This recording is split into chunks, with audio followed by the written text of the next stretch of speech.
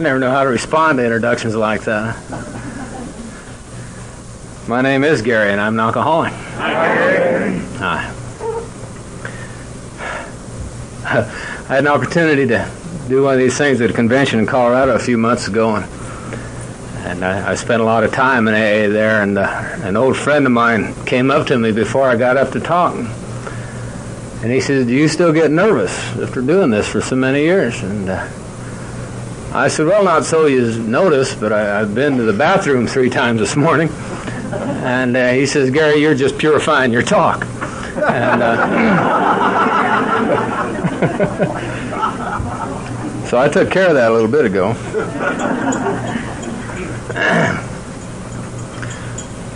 I've really enjoyed my weekend here so far.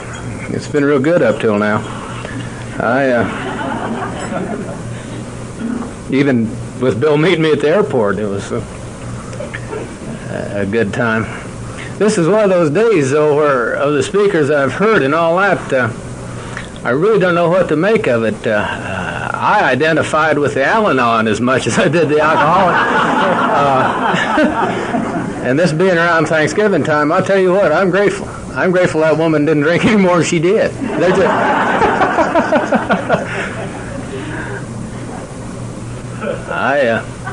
you reminded me, Mary Pearl, of this Al-Anon lady I heard about back in Wyoming, though, that she had this husband that was really bad to drinking, and she really didn't know what to do about it, and found herself in an Al-Anon meeting and listened real intently and paid attention, and next thing you know, that night when the fella comes home for dinner, he's pretty well lit up like he usually is. And he walks in the house, and he's expecting to get smacked, and gee, she's all dressed up, and she invites him into the house and takes his coat and hat and hangs him up and offers him his favorite drink before dinner and brings him his slippers and sets him down. A little while, she brings him in, and she feeds him his favorite meal. I mean, the meal he really loves, and it's just great, and she pours him an after-dinner drink and has him go have a seat till she finishes with the dishes, and so she finishes all that out, and she comes out, and she slips off into the back of the house, and she comes out just dressed up in her nicest nightgown, and comes over and she sits down in the arm of his chair and shows him a little leg, and she says, "Well, now that we're finished with dinner," she says, "would you like to come back in the bedroom with me?" And he sat there a minute, and he says, "Well, I guess I just as well. I'm going to catch hell when I get home anyway."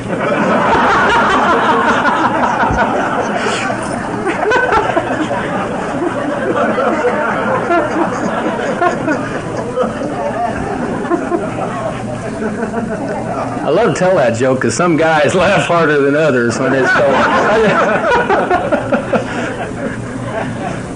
Some of you say, "Oh no." I came into this outfit on the 3rd day of December in 1964. I was 24 years old. I was 6 foot 2 inches tall and weighed something less than 130 pounds. That's skinny. If I walked fast, my legs whistle.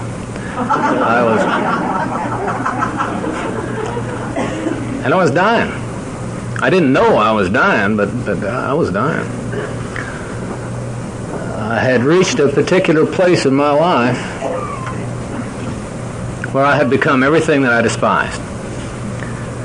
And I mean that. There wasn't a thing about me worth the powder to blow to hell in my mind. And I had gotten to a point in life where I was absolutely willing to do anything to change my life. And I had no idea what that anything would be in my case. Not that it hadn't really been suggested to me that I might have a drinking problem. It's just that I never took that little statement seriously.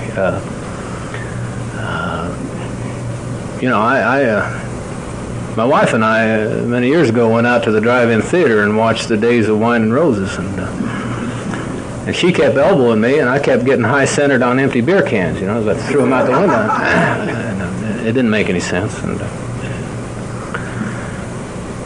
I didn't know what was wrong. All I knew was that other people seemed to look a little better than I did. Other people didn't seem to have to take the beatings that I occasionally took. I always feel like I got to explain that. I want you to know I was one hell of a fighter. I just wasn't much of a winner.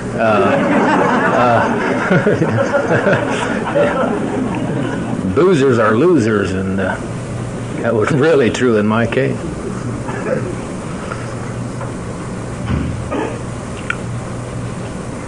I'd been kicked out of the house. Julie, my wife, had suggested that I find someplace else to live. And I really thought that was a little bit unfair. I didn't see she had any reason to. I'd taken care of everything real well. They'd only turned the lights out 2-3 times, and I probably hadn't belted her in a month or two, and I'd been home 2-3 times during that month. It was interesting. Mary Pearl talked about her husband going out for a cup of coffee for 3 days. I had a 3-day loaf of bread to go get, and I got reminded about that a while back too. That was it. I told Julie she was having a slip.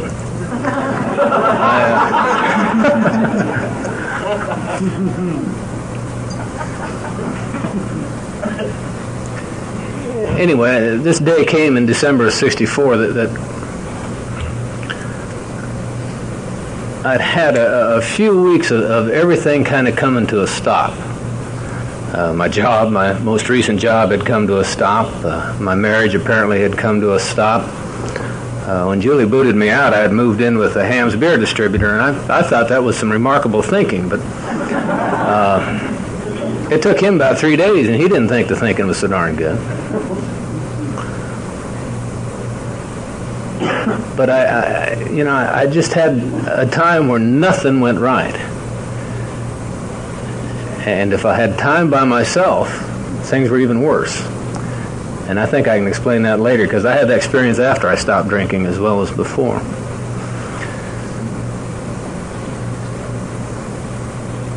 I grew up on an experimental farm outside of Cheyenne, Wyoming. And that was a place where they experimented with plants and trees to see what they could get to grow at a 6,000-foot altitude in about a 90-day growing season. I always like to tell you that just so you know I wasn't an experiment.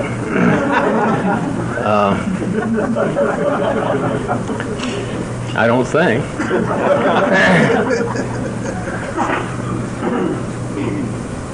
And I grew up around people that I really looked up to.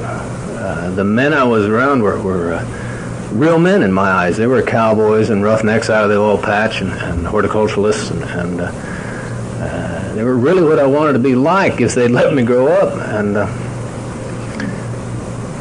But somehow, as the littlest kid, I mean a real little guy, I would have those thoughts, and I'd look up at a couple of these cowboys and think, boy, I'd really like to be like that. But there was something inside of me that said, man, you're never going to cut it. You can't do it. You'll never make it. You'll never be like that.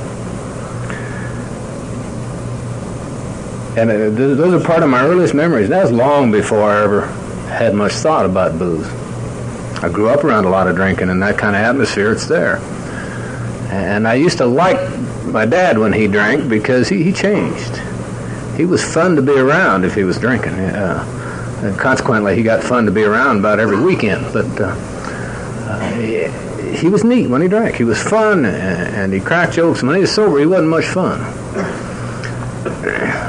And so I had a fascination with booze. I had a thing about me that said I really want to act like these big guys. And so when the time came, and I would see them drinking and do all that, I knew there was some magic in it. I don't know that these were conscious thoughts that I really had. I'm just saying it was there, and the idea must have been planted because there was a time when we had some neighbors there that had a pantry off the kitchen. I remember one day we were over there visiting, and I saw them open this pantry door, and there was 4 shelves with nothing but liquor, different kinds of liquor on each one of these shelves. And I remember the first time I thought about that, that was going to be my goal in life, to have a pantry just like that, you know. The only problem was, as I got older, I could never quite get it like that. I couldn't get those jars in there quick enough. I couldn't fill it up. But as a little kid, you know, maybe 10, 12, 13 years old, I broke into those people's house one time when they're gone, and the only thing I had in mind was to go straight to that pantry and try as many of those different kinds of liquor as I could. And I did. And nothing really spectacular came of it. I'm popping the tops to each one of those bottles and taking a drink, and heard a car drive up, and I slipped out the coal chute, and I don't suppose they know I've been there yet, but I was just fascinated by it. And the first time I got a hold of enough to find out what it was all about is kind of the sum total of my entire drinking career, if you will. I was a sophomore in high school, and high school was not a fun thing for me. I had not done real well in dealing with people as I was growing up. High school, you were supposed to be interested in chasing those girls and doing all that, and I really didn't know what the hell I'd do if I caught one. You know, you couldn't go down to the drugstore and buy them books that showed you when, like you can today, but I was terrified. I was terrified of people. It wasn't just girls. Girls were worse than people, but it was it was terrible. And we'd gone to the state basketball tournament over in Laramie, two other fellows and myself, and we'd somehow got a hold of a quart of Four Roses and some Coke. That's Coca-Cola. These days you got to explain that. It's not. The guys I'd with picked up a couple of girls, and we took off for the boondocks to drink that whiskey. And what happened was, the first time we passed the jar around, you know, I did it right. I wiped it off like I'd seen the cowboys do. I don't know why the hell we did that. Do you? I just anyway, I took a drink and I passed it on. And then the second time it came around, I tipped it up and I took a drink, and I kept drinking until they took it away from me. And I got a bunch of it. And it was marvelous. It was wonderful. I tell you what, things changed. That feeling of not being a part of not belonging, changed to a feeling of, I not only felt like I was a part of that group in that car, I felt like I owned that group in that car. And it was wonderful. And I could talk to one of those girls. And that was kind of neat. I hadn't done that before. And a little later on into the night, this one girl had a couple of points about her that just fascinated the hell out of me. And I made a real clumsy grab, and she liked to beat me to death. She just beat hell out of me. And a little while later, they were going to take me up to the truck stop and get me sobered up and fill me full of coffee. And when I was there, I took a poke at a big cowboy, and he damn near did beat me to death. And a little while later, I threw up on that girl. I must have figured she had it coming the way she treated me, I guess. I don't know. That's terrible. I'm sorry I said that.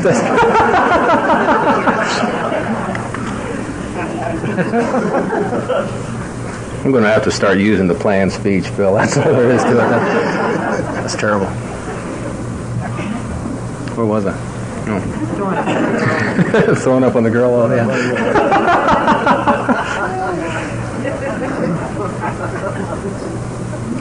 The interesting thing about that is, the next morning, I got up and I thought I was really supposed to be sick, like I'd seen the cowboys doing, and I didn't feel too bad. I really didn't. I was doing remarkably well, I thought. And it was interesting, but the fascinating thing about that, and the thing that plagued me for years afterward, was the next morning it was really necessary for me to explain to everybody just why I had behaved that way the night before.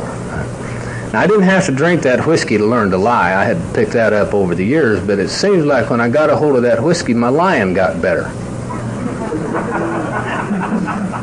Isn't that a fascinating process, the alcoholic and his lies? You know, some lady said, you now and on, huh? Sorry, Mary.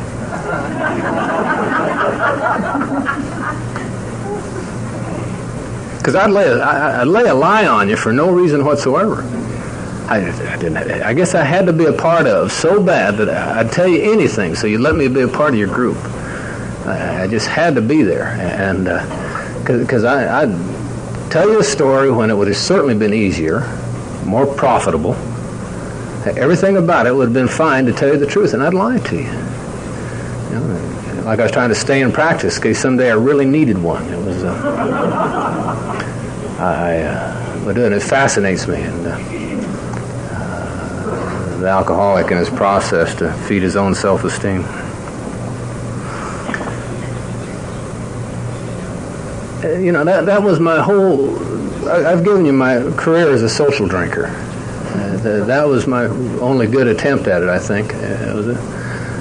I somehow got through high school, and I got some friends that get up here and do this on occasion, and some of them are these young alcoholic overachievers that graduated with straight A's and held down 3 jobs through high school and went on with scholarships. Now, that is not my story. I worked just hard enough to get a D-, and that's what I got. All I wanted out of high school was just that. I wanted out. I didn't like it. It wasn't any fun. Because as far back as I can remember, as even a grade school child, there was something different about me. I don't know how to explain that. Dennis talked today about unique, and my uniqueness was I felt like I had a great big wart here on the end of my nose. Now, you all couldn't see it, but it was there. I knew it was there because I wasn't like the rest of the people I was around. In any event, I finished high school and went in the Army for a spell. It was terminated by a court-martial, and they didn't have much of a sense of humor. And so I did 6 months in the Army and ended up back in Cheyenne. And during my time in high school, I had met this girl that I had learned to talk to. And she was about the only girl I ever dated in high school. And consequently, when I came back, we ended up getting married. Boy, I'm glad she's not here. It was either August or September.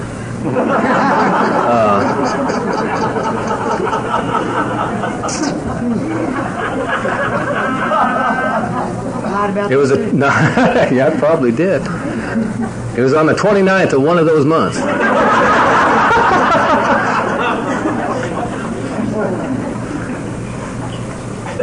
In the following January, we had an 8.5-pound preemie.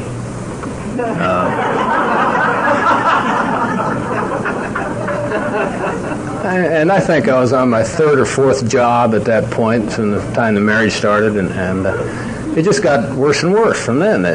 We kept cluttering up the house with more kids, and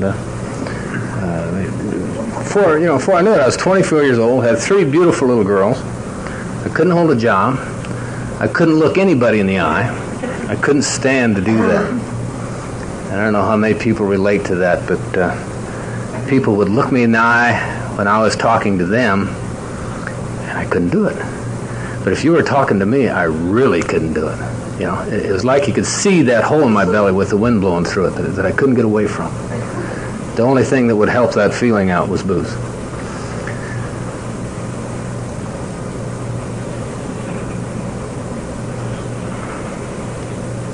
In any event, I ended up in the nut house in Evanston, Wyoming at the age of 24, and something less than 130 pounds, not really knowing what was really wrong.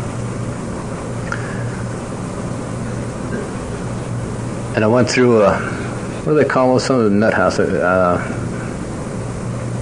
What do they call that when they sit the patient in the room and all the shrinks and everybody sits around them? Somebody here's been there. What do they call? The hot seat, yeah. I didn't know. Staff. You go to staff. Yeah, thank you. Go to staff. And I went to staff, and by this time I'd been through the drying out process and had pretty well gotten over the shakes. And somebody asked me why I was there. They said, "Did you come here to take part in our alcoholic rehabilitation program?" And it seemed to me that beat hell out of being a nut.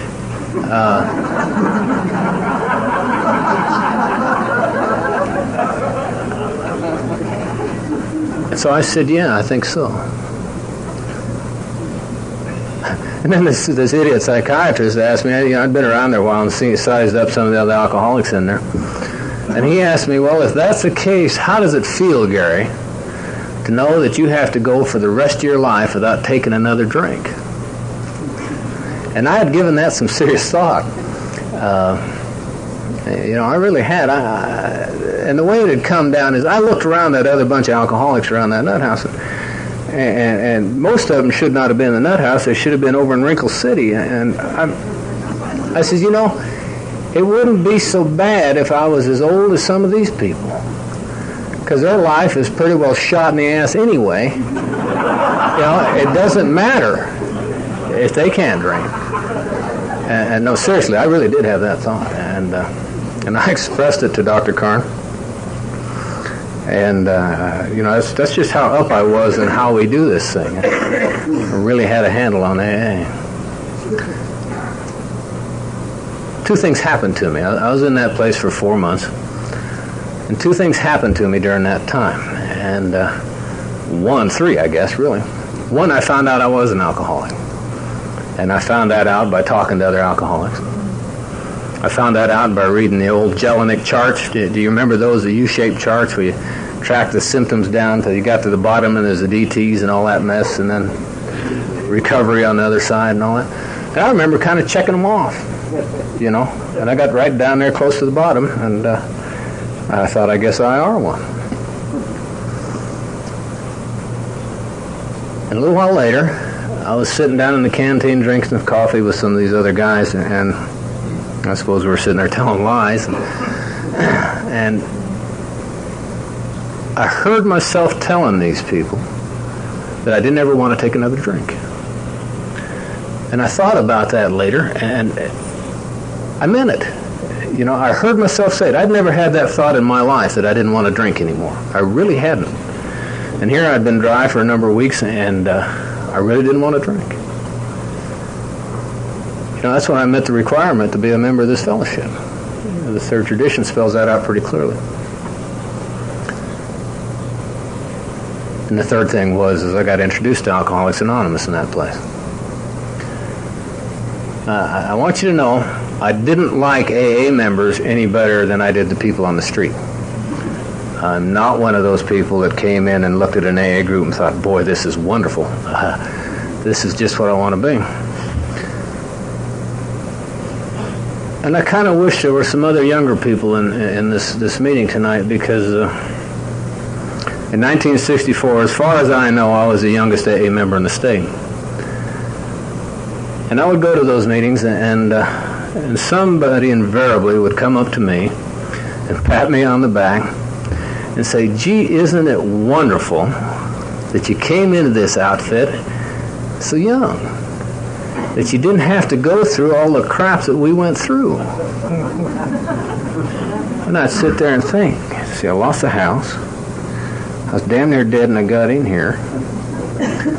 They told me I probably wouldn't have survived another month. I said, what the hell could I do? What's left for me? And I was angry.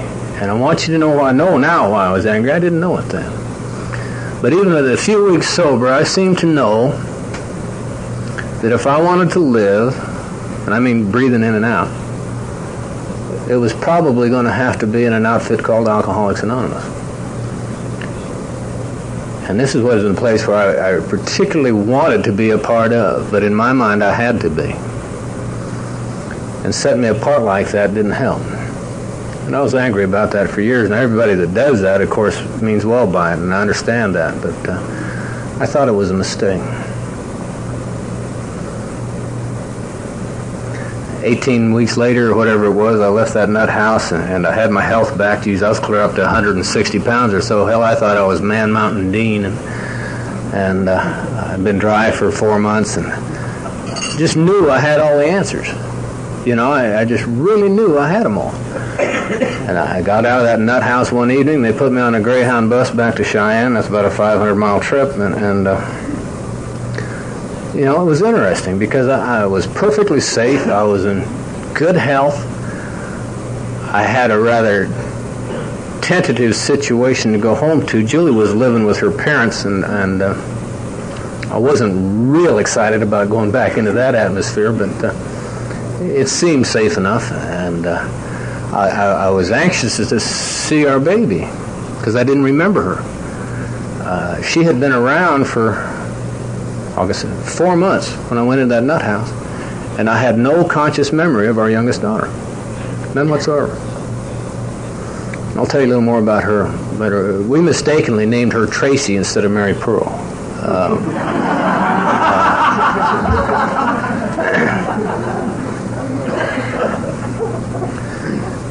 At any rate, I kind of wanted to see this kid, but I'm on this Greyhound bus, absolutely safe. I'm out of the nut house. I'm sober 4 months, and everything should have been fine. And I'm sitting on this bus, and you know, all of a sudden I was terrified, and the hole in my belly with the wind blowing through it was back. And I didn't know it then. I know now that I suffered at that point from untreated alcoholism. So hopefully the rest of my story has to do with my treatment. And I'm not talking about the time in the nut house. It got me dried out. Enough to find out that I didn't want to drink anymore. I was still terrified of anybody I was around, in or out of AA.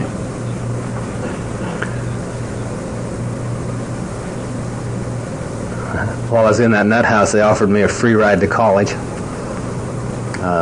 Said, we'll pay you so much a month for feed your wife and your kids, and buy all your books and pay your tuition. It won't cost you a thing to go. Matter of fact, you might make a little money. And I thought at the time that would really be glorious. You know, here this young alcoholic gets sober, goes to college, goes out, gets rich, makes a real success out of himself. The truth is, as I look back at that situation, the alternative to going to college was going out and looking for a job. So you know what I did. And so my first 3 years sober were going to college at the University of Wyoming. And I couldn't talk to groups. I couldn't handle it. I remember my introductory class as a freshman, and some professor would tell us that a whole grade point would be determined by your class participation. And I'd sit there thinking, well, hell, the best I can do in this class is a B. And I went straight through college, winter and summer, because I couldn't handle a vacation. If I had time off from school, or I was working a job, of course, or time off from my job, I had time on my hands that I had to be with me. And the hole in my belly with the wind blowing through it was overpowering. I could hardly stand it. I was attending AA during that time. Incidentally, for those of you that listen to Dennis's talk this afternoon, I hope you really heard something. I really hope you heard him when he talked about what going to meetings did. Kept him dry, kept him angry, and he didn't recover from his alcoholism until he got involved in the steps. And I hope you heard that. Because my story is I found redemption, I found health, I found the hole in my belly with the wind blowing through it grew shut as the result of these steps. And of course my experience with the steps is my treatment, if you will. I got through college somehow, and Julie worked and I worked, and we didn't kill each other, and the kids were growing up. And my oldest daughter found out I was going to college as she was starting kindergarten, and she says, good, we can ride the school bus together.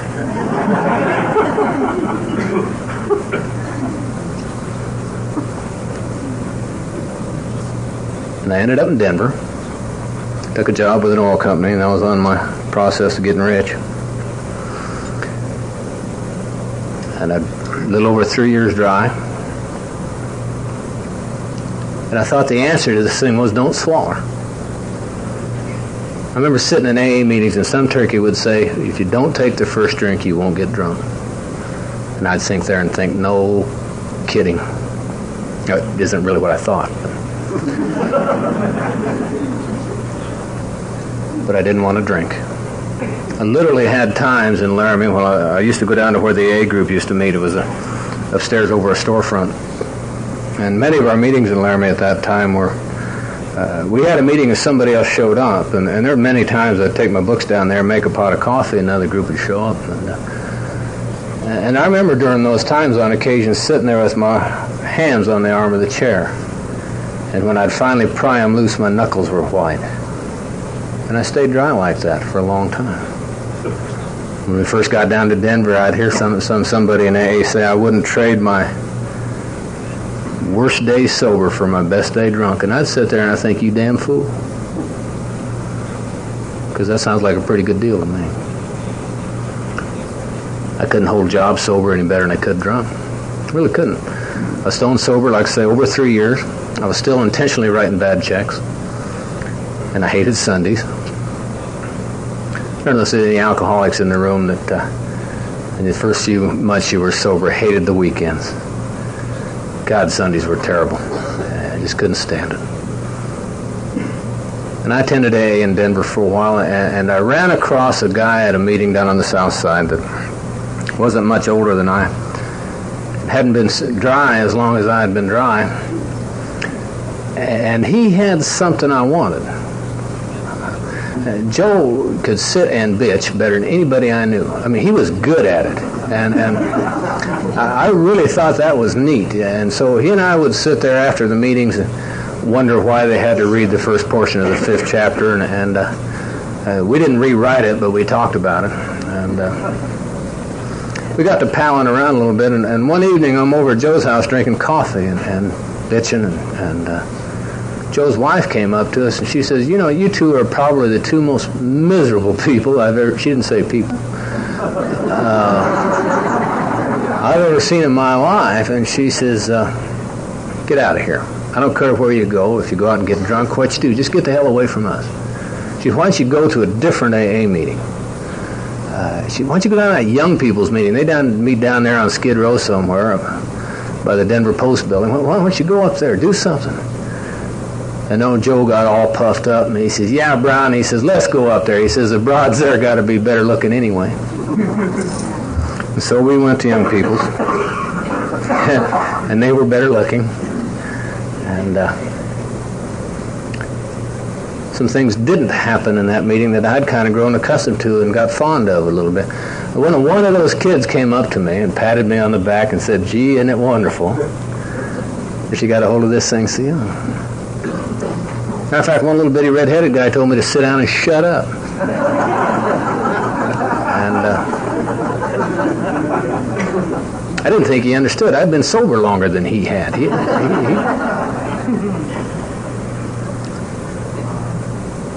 And they did some things I literally had not heard in something over 3 years around AA. They talked about the book, Alcoholics Anonymous. And they talked about taking the steps. And I really hadn't heard that before. The only meeting I remember any of the steps coming up before that was in Laramie.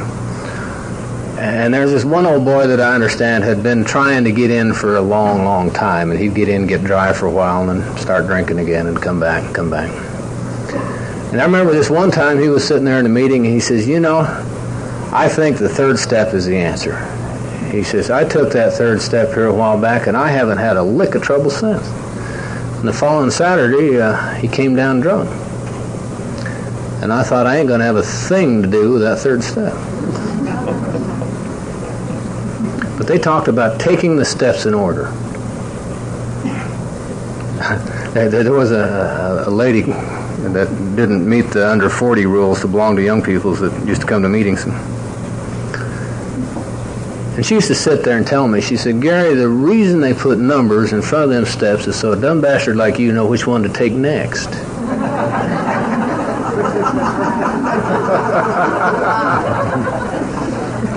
That's the same woman that told me that easy does it is not one of the steps.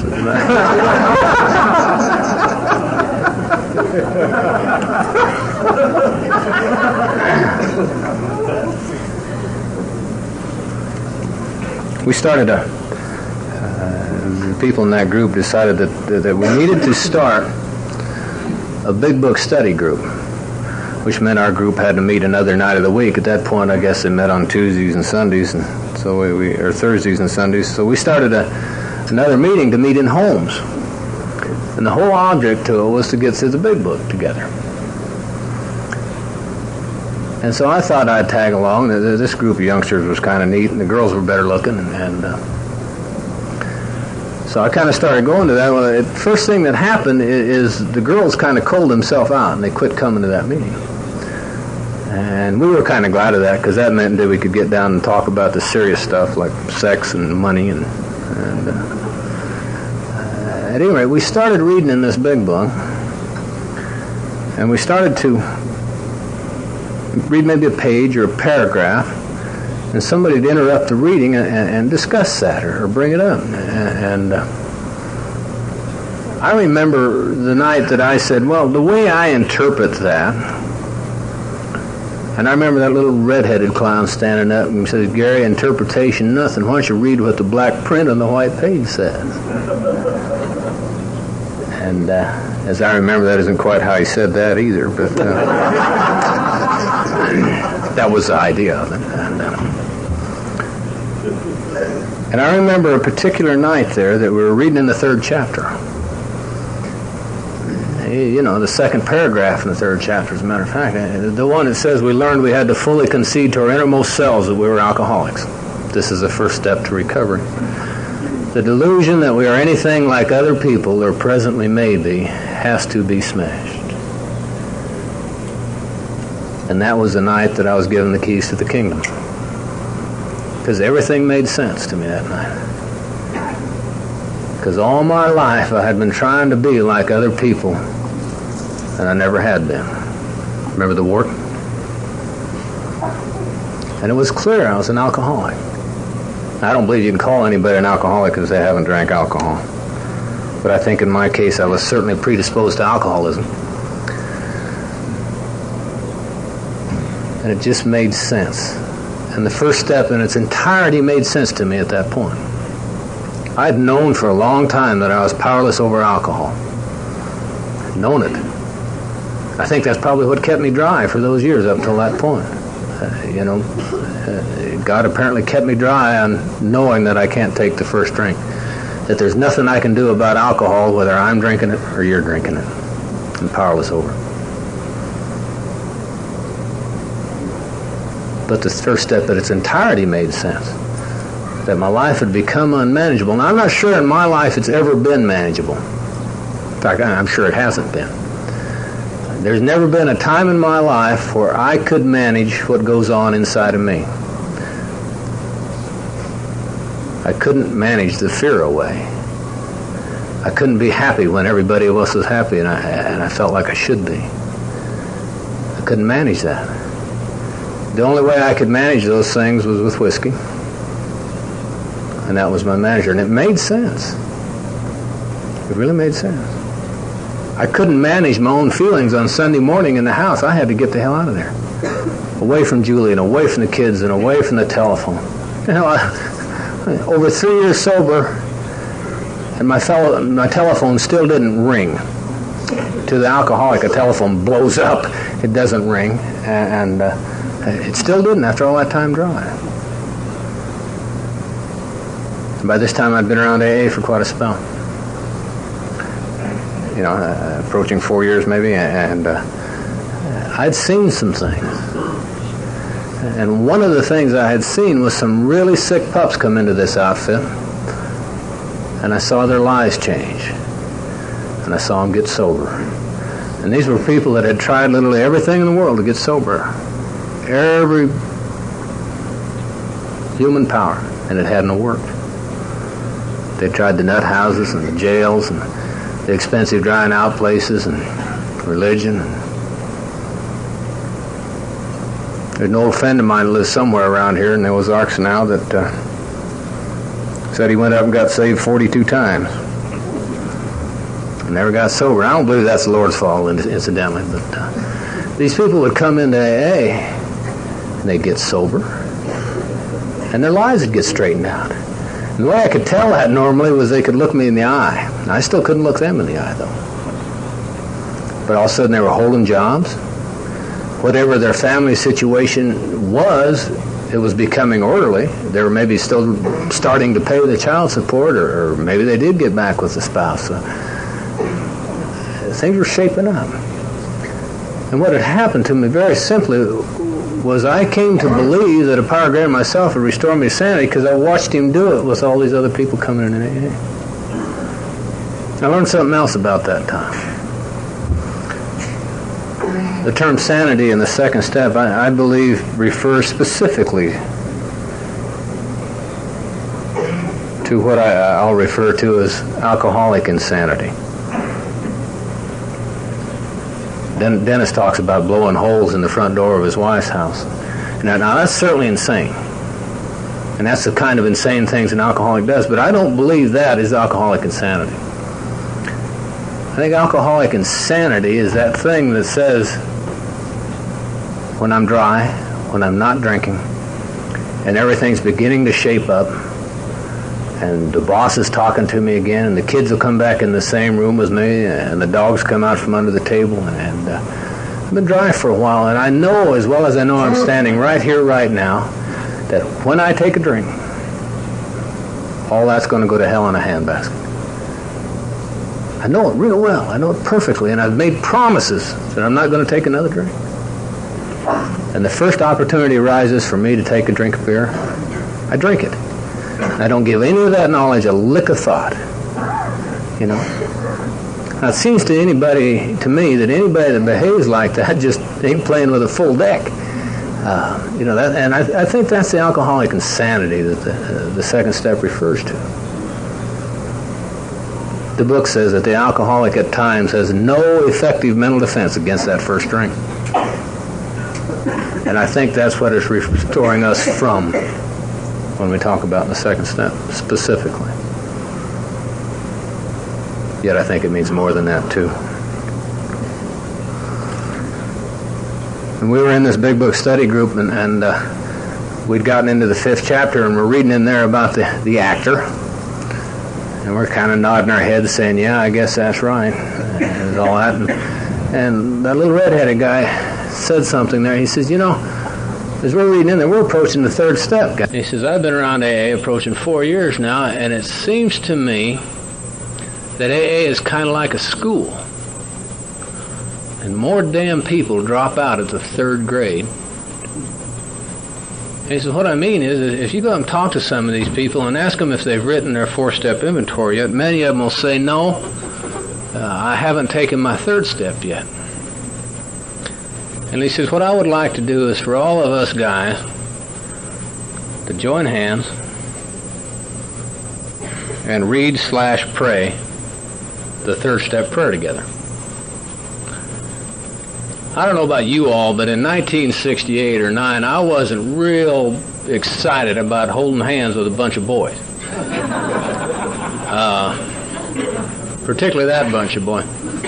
I hope I get time later to tell you about that bunch, but at any rate, that's what we did. We joined hands and read the 3rd step prayer together. And Lee stood up after that, and he says, now, the reason I wanted to do that was sometime later you asked me if I've started my inventory yet, and I tell you that I can't because I haven't taken my 3rd step yet.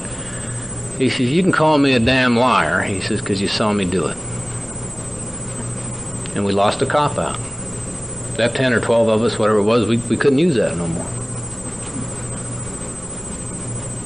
And of course then the big book starts to talk about the inventory, and that's interesting. And I dropped out of that meeting for a week. And I came back to it a couple of weeks later, and there was one guy missing. And the guy that was missing is a big, good-looking Mexican named Ernie.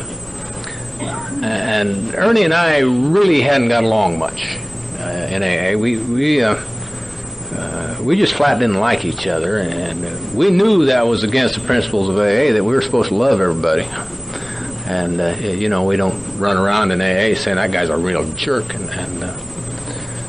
So we kind of tolerated each other, and so that everybody knew that Ernie and I loved each other. We had a sign we could give each other that we didn't have to speak. It wasn't necessary. Now, remember, this is the late 60s, and the sign of the times was a peace symbol. And so I'd walk into the meeting, I'd see Ernie sitting over there, and I'd do that, and Ernie'd raise his hand. Ernie's missing this finger.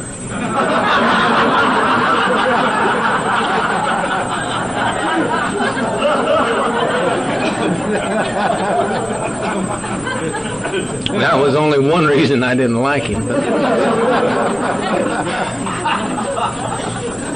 I guess at that point, when I got back to that meeting, Ernie had been gone for a couple of weeks, and somebody'd say, "What the hell happened to Ernie?" And I'd say, "Don't knock it, he's gone." And maybe 2-3 weeks later, Ernie showed up back at the meeting again, and I'll never forget that, because this big, good-looking Chicano come walking in the door, and there was something different about him. And I can't describe it to you. It was visible. You could see it. There was something different about her. You looked him in the eye, and there was somebody home. And I hadn't seen anybody there before. And Ernie came in, and he sat down, and he shared with us that night that he'd gotten into a beef with his wife, and he'd run away from home and ended up down at Whitney, Texas, around a bunch of AAs down there. And he kind of ran there to hide, and damn if they didn't sit him down and make him write an inventory. And he did, you know, he hung out there for a couple of days, and he got that done. And after he was finished, he kind of came out and joined the bunch again, and this one fella invited him out on the lake to go fishing. Now, Ernie loves to fish. He really does. So he runs out and jumps in the boat, and Bob takes him out in the middle of the lake and turns the boat off and puts keys in his pocket. And he says, "Ernie, why don't you tell me what you wrote down in that inventory?" Ernie can't swim.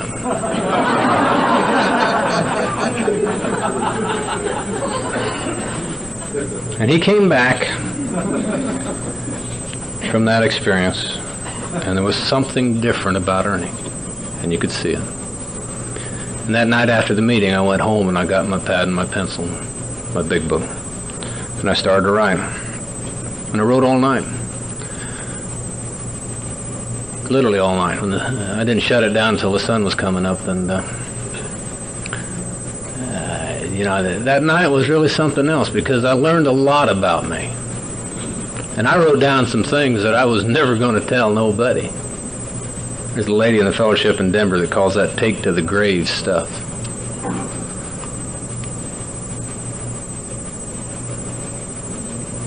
I learned about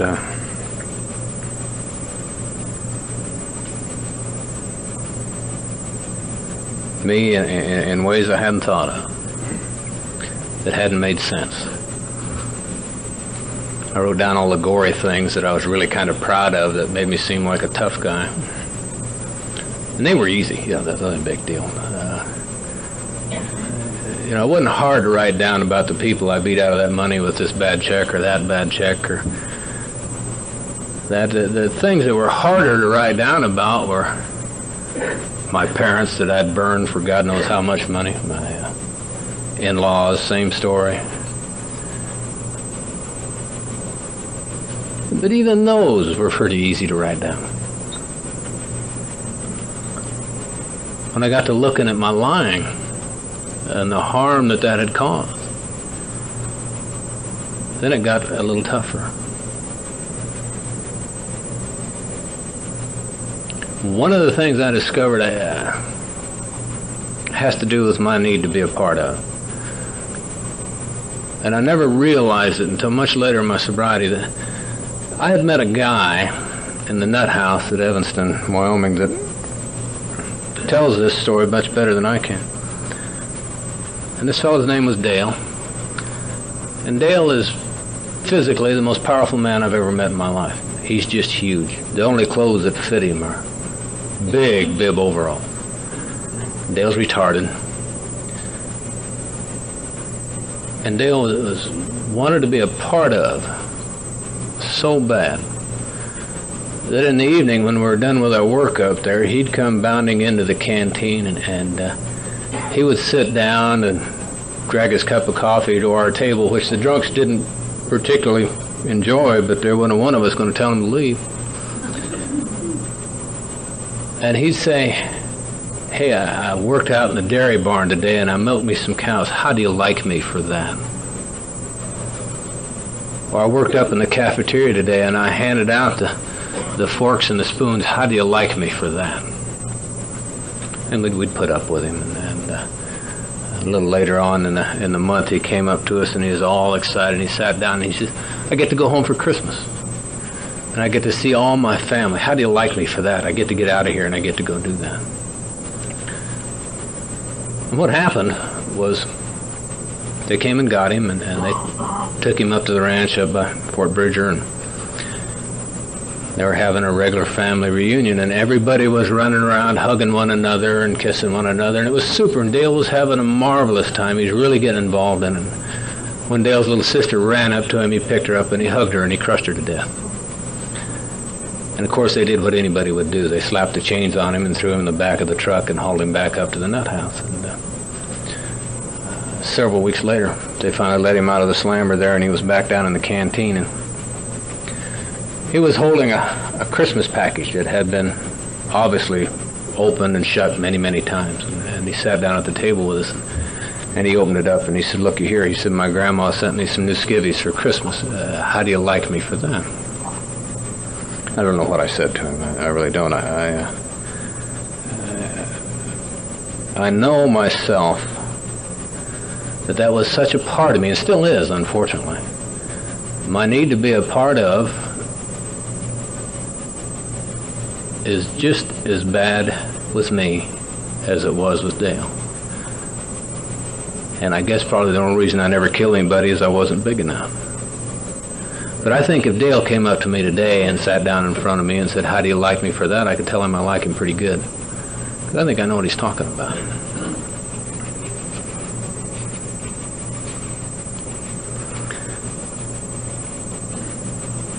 Two weeks after I wrote that inventory, there was 4 of us on our way to a small AA convention in the southeast part of the state. And we had to leave late because we all had to work, and so the 4 of us had jumped in the car and we got lost on the way, and we finally got there, and there's only 2 motel rooms left, and that meant I had to share a room with somebody. And I had hopes, high hopes, that my roommate was going to be Mary. But I got Ernie.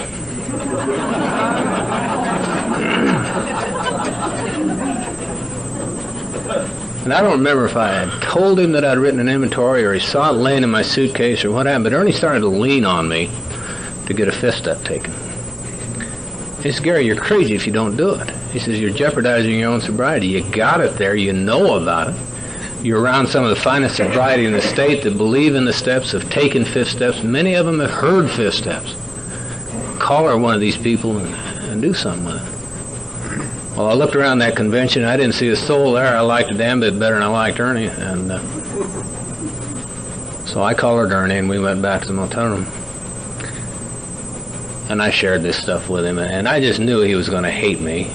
I just going to think I was a rottenest so-and-so that ever came up the pike. And I knew the stuff I had done and thought and felt that it was just going to blow him away. And I remember looking up one time at him, and he was sitting there picking his nose.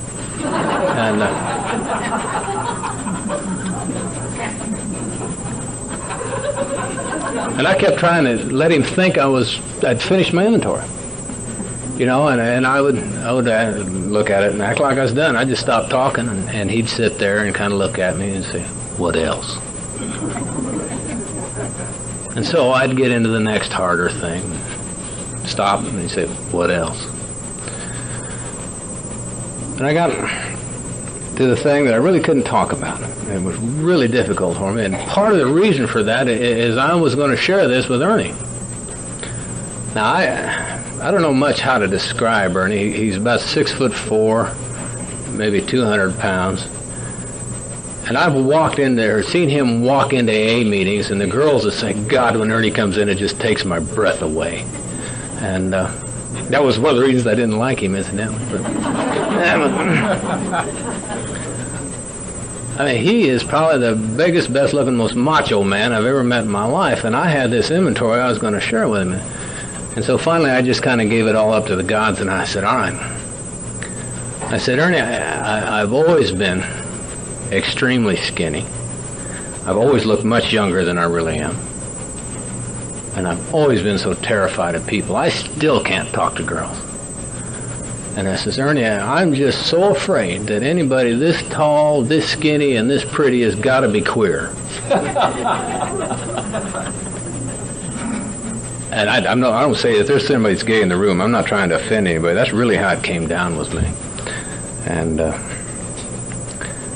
Ernie kind of sat there and scratched his head. And I had no reason to think that. You know, I really had none. And Ernie kind of sat there and he nodded his head, and he says, hell, I used to feel like that. He says, I handle it a little differently than you did, but I used to feel like that. I got to thinking about that. He handled it a lot differently than I did, much to the delight of many, many women in southern Colorado. But it was,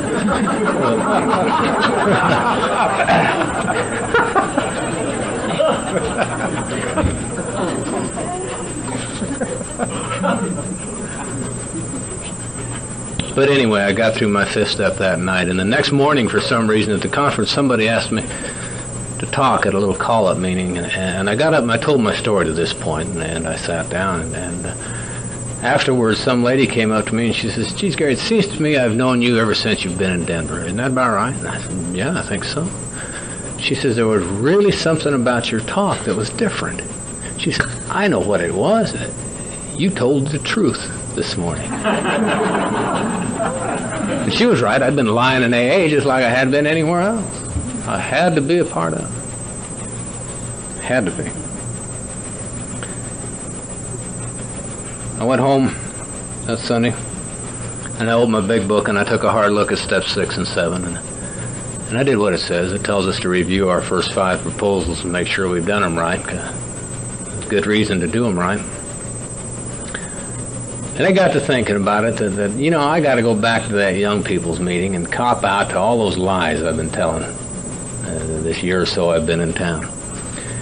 And I did, and the following Tuesday night, and that was probably harder than talking to Ernie. It really was, to say, hey, you know, if there's some reason I know I have to clean this up, but there's some untruths I've told you. And I guess the easiest way to tell it is you remember all those car wrecks I had? And all those jails I was in? And all those women I was around? And all those DTs I had? Well, it's all bullshit. I hadn't, you know, none of it. I didn't do any of that. And that was hard. That was really difficult to do with the old AA group. And the very first person to talk in that meeting, he kind of leaned over and she says, boy, I'm sure glad to have somebody else to do that. I've been wondering how I'm going to take care of that in this meeting for a long time. And I went home that night and I took another look at my big book and I took the 7th step. And I guess what's important about that is that's the weekend my life began to change. That's the weekend that the hole in my belly with the wind blowing through it began to grow shut. And it's never been back. I have not hurt like I used to hurt since that time. I'm not telling you that I haven't been afraid. I'm not telling you I haven't done some damn fool things sober. In fact, I shared one with Bill on the trip over here today. But what I'm telling you is I haven't hurt like I used to hurt since that weekend.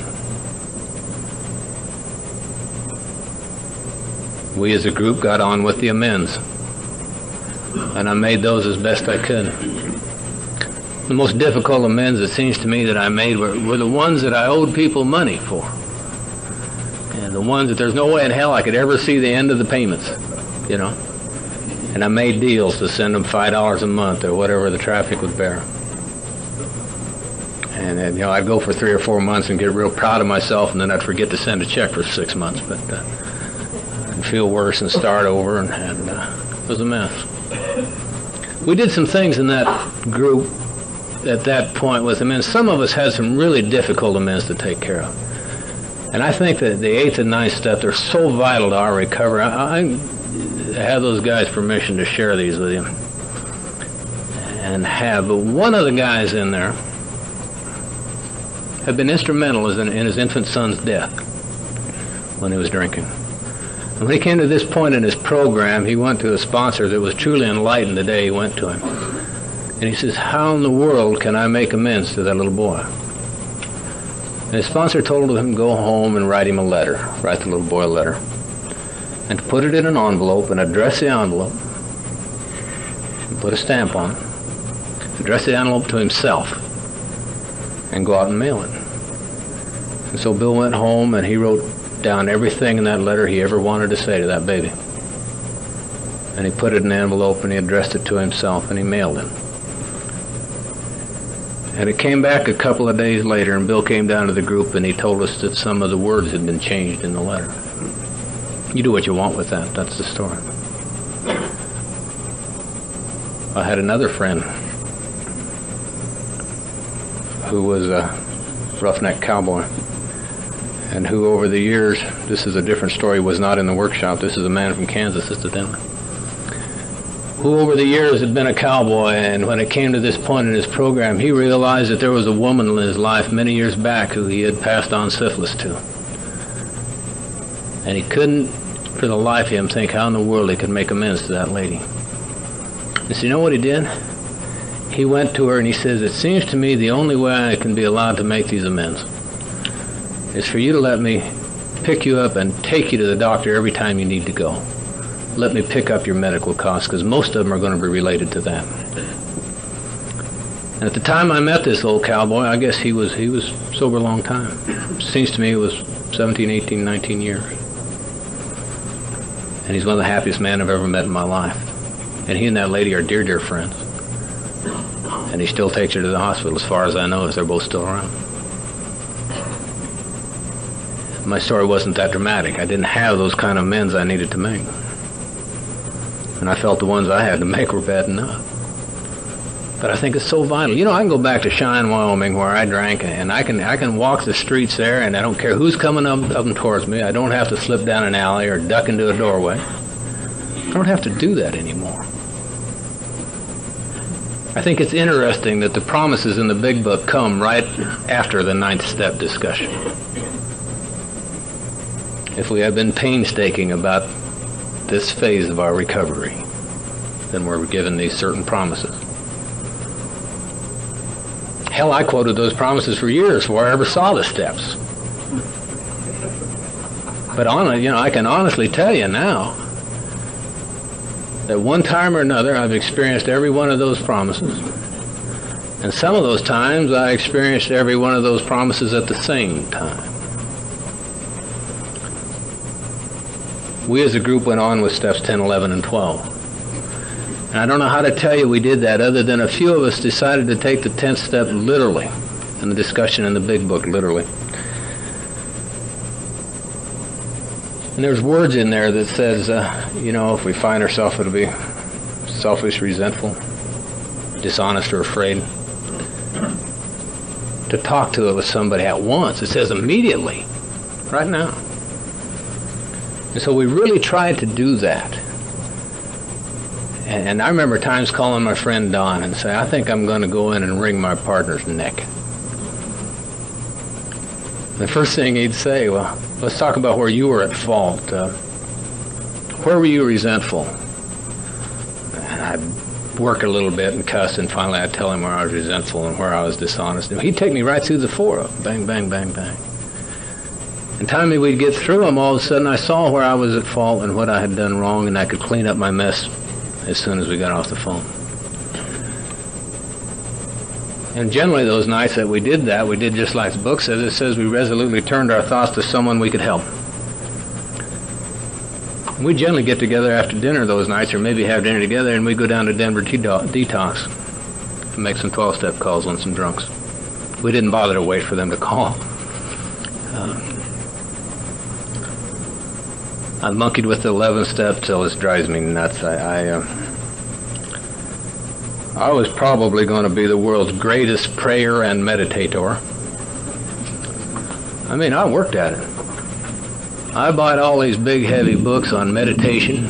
I didn't know how to meditate. I really didn't know what it meant. And I'd go out and buy these books that were written by these gurus. And I remember this one book, the first thing it says was, get up in the morning and do it early. Don't even drink coffee. You don't want any drugs in your system at all. You know how, Ray knows how that goes over. So I did. And I read on a little further.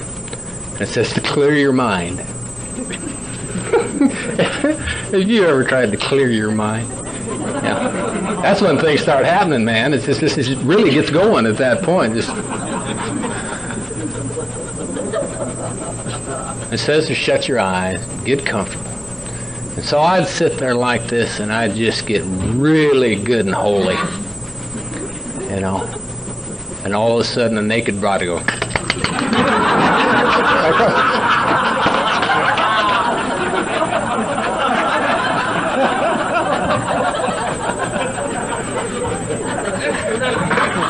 then I didn't feel holy, I felt guilty.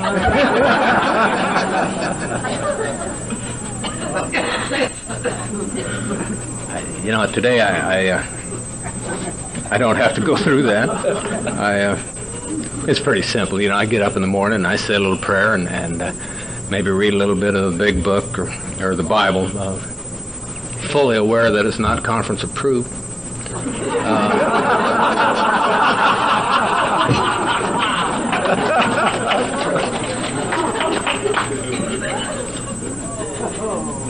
And you know, there's no big deal to the 11th step. Do it when you think about it. Don't bust your neck trying to get it done. I don't see a thing wrong with interstate highway meditation, frankly. I believe I'm protected when I do that, and it seems to work. And of course, the 12th step. Ernie used to tell me that the 12th step says we try to practice these principles in all our affairs, and he says, you know, Gary, that means you got to have more principles than you have affairs.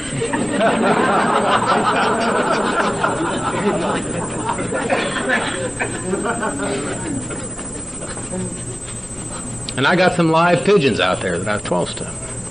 And there's a few dead ones out there too. In fact, I had a string where I lost 6 in a row one year.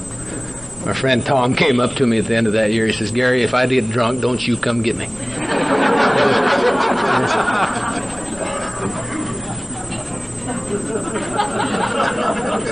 I meant to tell you a little bit about Tom when I was talking about the second step in our insanity. When Tom was 18, 19 years old, he hit this very expensive drying out place there in Denver, and they were doing a thing called the aversion treatment. I know some of you know what I'm talking about there, but he explained it to us at this particular time that he went into this hospital and he went through his first treatment, and what they did is they had this room, maybe a 12 by 12 room, and all the walls in this room were mirrored. And there were shelves on the walls as well, and all different kinds of liquor on these shelves. In the middle of the room is a barber chair with a big stainless steel pot that swings in and out in front of the patient, sitting in the chair. And they'd given Tom a little Antabuse, and they sat him down in that chair and swung the pot over in front of him and told him he could have anything he wanted to drink. And you know, the idea of that is the patient drinks that, and he gets sick, and his eyes cross, and he watches his toenails curl, and all that, and he's going to be so adverse to drinking at that point, he'll just never take another drink. And 3 or 4 years after that experience, when Tom came to us, he came in and he says, I want you to know that worked. He said, it really did. I've not had reason or excuse to take Antabuse since.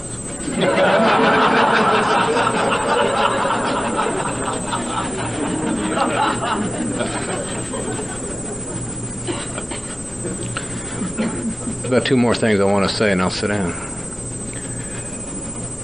One of those things is that process those guys in the Denver Young People's Group went through kind of became a habit with us. And the first time we did that is we went through the steps together as a group. Now, when we were writing inventory, we were not sitting in the AA meeting writing inventory, but we were all writing inventories at that same time. And some of us shared fifth steps with one another. Some of us went out to their sponsor, or wherever they went. But we went through it at the same time, and we shared our experiences with each other as we went along. And when we did that the first time in Denver, a few of us thought that was a pretty neat idea. And so we paired up or something, and we went out and started another bunch to do that with. In 1977, Julie and I sold the house and moved to Indiana. They don't do AA in Indiana like they did it in Denver. They didn't then. That was quite an experience. It really was. Julie and I went to our first open AA speaker meeting there, and it was quite a change. I remember the first speaker got up and he said, "Hi, my name is Al, and I'm an alcoholic." And Julie and I said, "Hi, Al." And the whole damn group turned around and looked at us.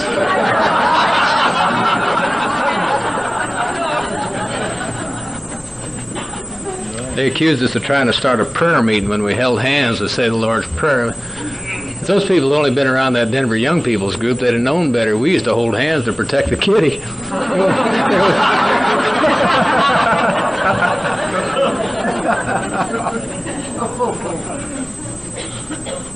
In any event, the process of taking the steps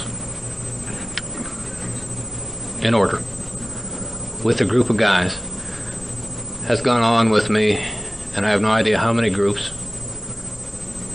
since then, since the early 70s. And it goes on in Indianapolis now. And people talk about their experience with the steps there, and the speaker meetings there go on forever. They go on longer than I'm just standing here talking. They have one speaker at a meeting, and when we went there, mostly they talked about drunk-alongs. And then when you went to a large discussion meeting, somebody that shared an experience with a step was in a big minority. And that's not true now. 6 years later, it's not true. Most of the people there now share their experience with the steps. And they encourage others to get with another group of people and take the steps as a group. And it's been a wonderful experience for me, and I can't describe it. I wanted to tell you about that group of young people in Denver that I was sober with. We had a chance to get together in Colorado in September, accidentally, because we're all scattered to the four winds now. But most of us were there. Out of the 12 or 13 of us, 9 of us were there. And we sat around and counted up. And out of that 12 of us, we ranged in age today from the oldest is 48, and the youngest is 34, and the least amount of sobriety amongst us is 14 years. I don't know where you can find a batch of guys like that. You know, there's not one in Indianapolis. All I'm telling you that for is to let you know that it works. It really works. I hate to sit down without telling you about Julie and the kids, because I was a part of it. Julie's been an active member of Al-Anon for all these years. And I'm glad she needed all the help she could get. But that oldest girl that wanted to ride the school bus with me grew up around AA and Al-Anon and Alateen. And she became everything I ever wanted in a daughter. And I say that sincerely. She was bright, she was beautiful, she went through school so slick. And she finished her senior year in school in Indiana after attending the first 11 years in Denver. And shortly after she graduated, she called her boyfriend back in Denver, and he came and got her, and she moved home.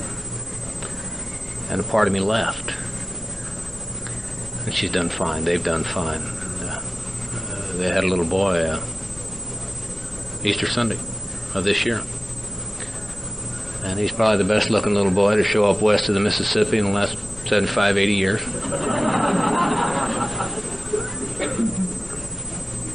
My middle daughter, she got through school. She didn't do as well as the oldest, but she was one of these kids that just never had a lick of trouble. She was one of these kids that did anything you asked her. So you asked her most to do everything, you know. And when she finished high school nearly 4 years ago, the summer she'd finished, she came to us and explained to us that she was pregnant. And she was terrified. She didn't know what to do. She'd seen me stone sober over the years get angry and stomp a coffee table to little pieces and all that. She really didn't know what to expect. And she told her mother first, and she came and told me, and thank God for this fellowship. Because she left those discussions knowing she wasn't going to get anything from us but all the loving support that we knew how to give. And she had her own decision to marry, to make, whether she was going to marry that guy or not. And a couple months later, she married that turkey, and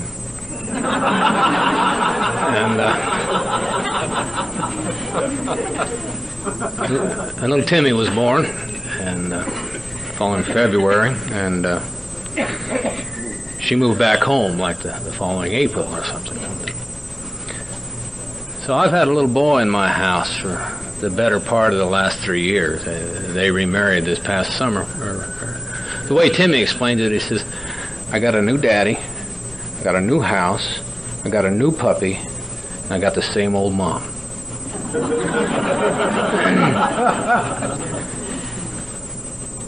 And they're doing fine.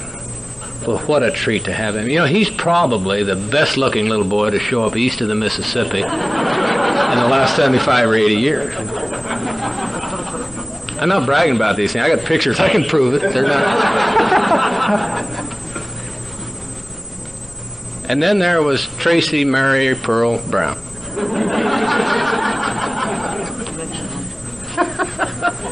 And she was miserable. Absolutely. Boy, she had a hell of a time growing up. I kid you not, she just had a hell of a time. By the time she was 16 years old, before she was 16, she was 15 years old, the summer of her 15th year, she found herself in deep trouble with herself. She was facing a felony rap, and they were going to prosecute on adult, however you call that, things.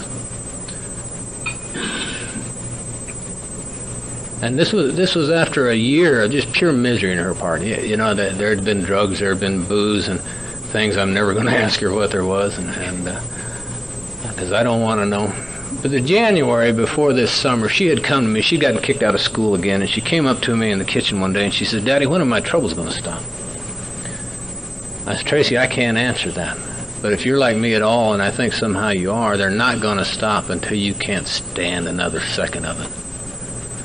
I said, the only trick to that is you got to live long enough to reach that point. And she said to me, Daddy, I sure hope something happens pretty quick. And the following June, she was in all this trouble. And,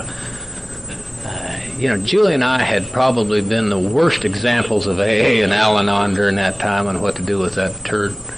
She was just driving us crazy, and we were praying on the one hand and wanting to kill her with the other hand, and we didn't know what to do.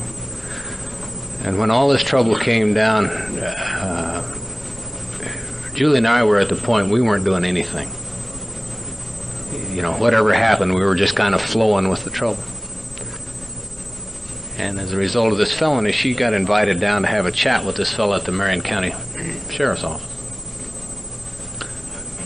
And I have no idea what that guy said to her. They made Julie and I sit out in the hall, and he went in and shut the door with Tracy. When she came out, she had somebody put the fear of God into that kid. And kind of wild. And we sat down with that man for maybe 10 minutes, and he told us what we had been through for the last 15 years of that kid, and he had her pegged.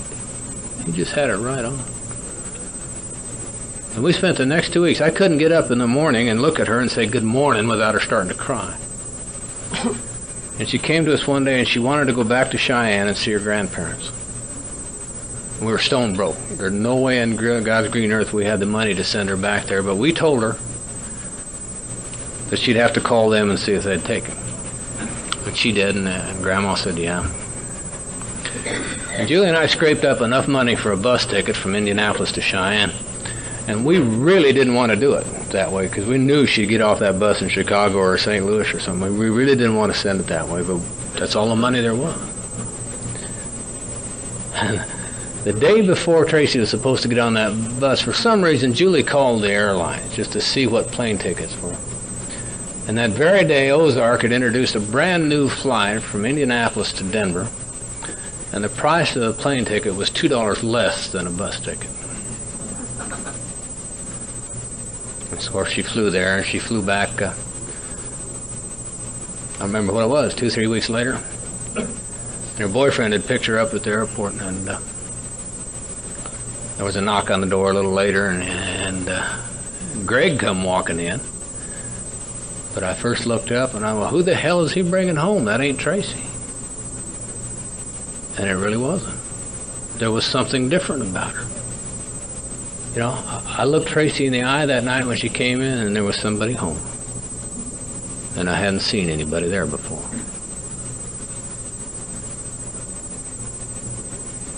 Tracy's 19 now. She finished school the following year by doubling up and going to summer school. She's been on her own since she finished that school. She left home when she was 17 and got along. And she's turned into the neatest kid you ever saw in your life. She's married now and due to have a baby, I guess, in April or May or something. These damn grandkids are going to be the death of me. She's just a marvelous child. And it had absolutely nothing to do with Julie and I. Yeah, it just was.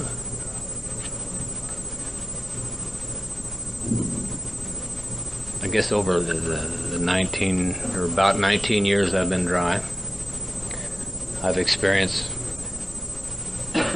more failures than I have successes. I seem to be able to keep 1 out of every 3 jobs for a while. First job I had after I finished that fist up the first time, I stayed there 7 years and ended up owning half the company. That's when I lost my mind and moved to Indiana. But and we were so broke and homesick out there during that time that the kids were growing up and leaving. It was incredible. And what happened during that time is we had lost our cocoon in AA and in Al-Anon. Our friends were gone. They were back in Denver, and we didn't know that many people in Denver, or in Indy. And what happened during those first 3 or 4 years we were there was Julie and I had to become friends. And we'd done our thing as Mr. and Ms. AA in Denver, AA and Al-Anon. We used to go to meetings every night of the week, someplace. And one night about the time we were going to Indiana, Julie says, you know, it strikes me, the 12 Steps says we need to practice these principles in all our affairs.